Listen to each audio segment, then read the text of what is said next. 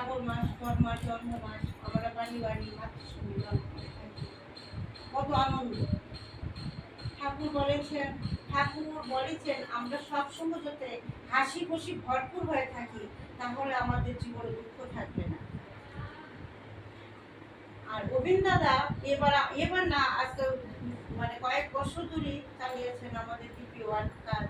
আমরা দুপুরের বেলা সকলে ঘরের কাজকর্ম সেরে যতটুকু সময় পাই আমরা বাড়ি বাড়ি যাই। যেসব বাড়িতে আমরা যাই, গিয়ে যে অবস্থা দেখি কেউ ঘরে ঠিকই নেই।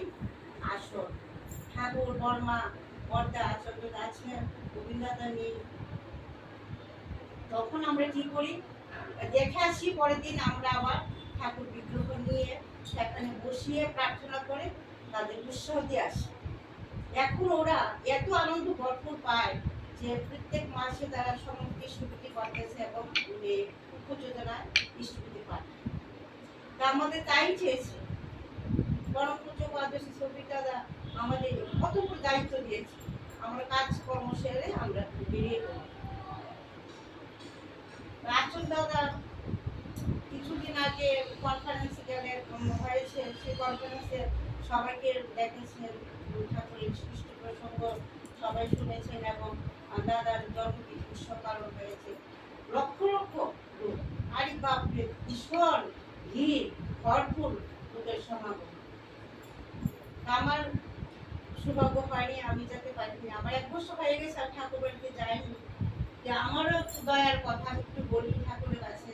আমরা সবাই সংসারে ছেলে মেয়েরা যদি একটু বড় হয়, তখন মা চিন্তা করি ছেলেকে বিয়ে করানো, মেয়েকে বিয়ে করানো, কোথায় মেয়ে বিয়ে দেবো। এইবার আচল দাদা নববর্ষের আমার মেয়ে ঠাকুর বাড়িতে গেলেন, ওর বাবাকে নিয়ে গেলেন। আমরা একদম নিয়ে ভাবনা নিয়েই যাইনি যে মেয়েকে কোথায় দিয়ে দেবো। ওরা নববর্ষের গেলেন, মেয়ে প্রণামে লাইনে দাঁড়িয়েছে এবং ও তো 10,300 দেশে চাকরি করতে চলে গেল। যখন চাকরি ছিল তখন ও প্রত্যেক বছরই যতবারই ঠাকুর বাড়ি যায় আচল দাদার ঠাকুরের জন্য, বর্মার জন্য একটু কিছু নিয়ে যায়। গৌরানী মা আচল সবার জন্য একটু নিয়ে যায়। তো এবার কি করলো, নববর্ষে যাওয়ার সময় সামান্য একটা বাস পেতে ময়ূর পাখাগুলো যে এরকম একটা পাখা নিয়ে গেছে। তোর পাখা নিয়ে লাইনে দাঁড়িয়ে আছে, কি করে এই সাময়িক কিনছে মানে উপহারটা দেবে, মনে মনে কত চিন্তা করছে আর লজ্জা ভূত করছে, কি করে দেবে, কি করে আবার ভাবছে যখন ভিড় হবে তখন দিয়ে আমি চলে যাবো, এটা মনে মনে ভাবছে। এরকম মানে ভাবতে ভাবতে ও বোধহয় 4-5 জনই পিছিয়ে লাইনে দাঁড়িয়ে আছে। আছো দাদা কিভাবে ওর দিকে দৃষ্টি পড়লো, এই তুই কখন এসছিস এখানে, আর 4-5 জন মায়ের পিছের দিকে ওকে ডেকে নিয়ে গেল, দেখি তুই আমার জন্য কি এনেছিস। ও যে কত চিন্তা ভাবনা করছে কিভাবে জিনিসটা দেবে, আজকে কিভাবে দেবে। এদিকে আয়, গেল সামনে প্রণাম করলো, প্রণাম করে মুখের পাখাটা দিল। দাদা এই পাখাটা নিয়ে প্রণাম করে আবার বিঙ্কি দাদা হাতে দিয়ে দিল। এই যে তোর ভাবনাটা ঠাকুর কিভাবে জানলো, কিভাবে টেনে নিয়ে গেল, যে কিভাবে উৎসাহ মায়েদের মেয়েদের দেয়। আচ্ছা ঠিক আছে দিল।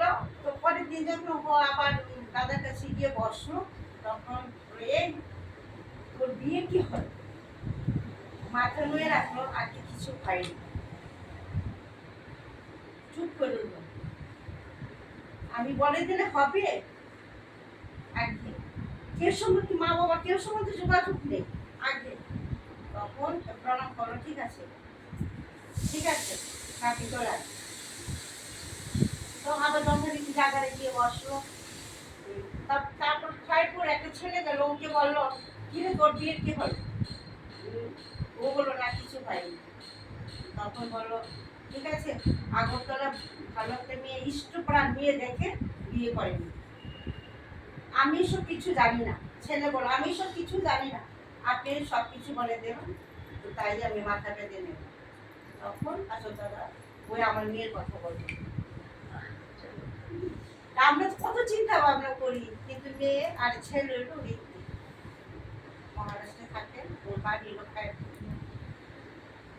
আমাদের ভাবনা চিন্তা, আমরা ভাবনা কি আমাদের ভাবনা চিন্তা ঠাকুর এই হলো আমাদের জীবন। আমরা ঠাকুরকে নিয়ে সবসময় আনন্দ করে থাকবো। ঠাকুরের সমবতী ইষ্টভূতি প্রার্থনা কাটায় কাটায় এই যে ইষ্টভূতি টাইম আমরা নাম ধ্যান করার আগে ইষ্টভূতি করবো, তারপরে নাম ধ্যান করবো, তার প্রার্থনা করবো। এটা যথারীতি টাইম আমরা পাস ফেল এক নম্বরের জন্য যাতে আমরা ফার্স্ট সেকেন্ড করতে পারি না তদ্রুপ সেরকম আমাদের ইষ্টভূতির টাইমটা যদি একটা সেকেন্ডও যদি নষ্ট হয়ে যায় আমাদের সেটি প্রার্থনাটি মিস হয়ে যায়। সময় হলো না, আমরা মনে একটা জ্বালা থাকে যাতে প্রার্থনাটা আমি সময় করতে পারবো না। তাই সব মায়েদের প্রতি আমার ভীতি সমাবিষ্টভীতি প্রার্থনা সবাইকে ভালোভাবে নিয়ে ঠাকুরের কাজ করা, ভিডিও কাজ করা, ঠাকুরকে নিয়ে চলা।